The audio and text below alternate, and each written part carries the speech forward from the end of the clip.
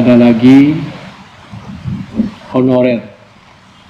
Malah akan kita habiskan semua honorer-honorer akan menjadi P3K. Insya Allah mudah-mudahan dengan senang hati yang akan menerimanya.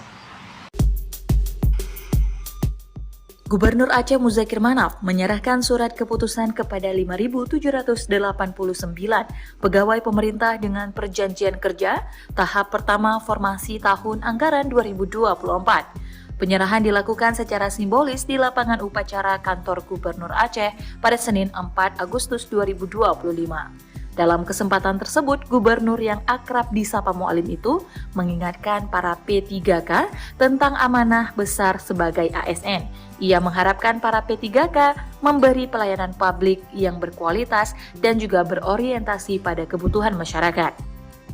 Pada kesempatan yang sama, Mualim menyampaikan beberapa pesan kepada para P3K. Di antaranya menjaga integritas dan loyalitas sebagai pelayan masyarakat, meningkatkan kapasitas diri dan adaptif terhadap perubahan, membangun kerja tim yang solid dan kolaboratif, serta menghadirkan pelayanan publik yang humanis dan adil.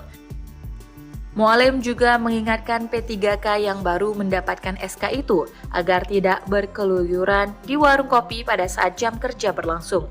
Ia meminta budaya buruk tersebut dihilangkan di lingkungan pemerintah Aceh.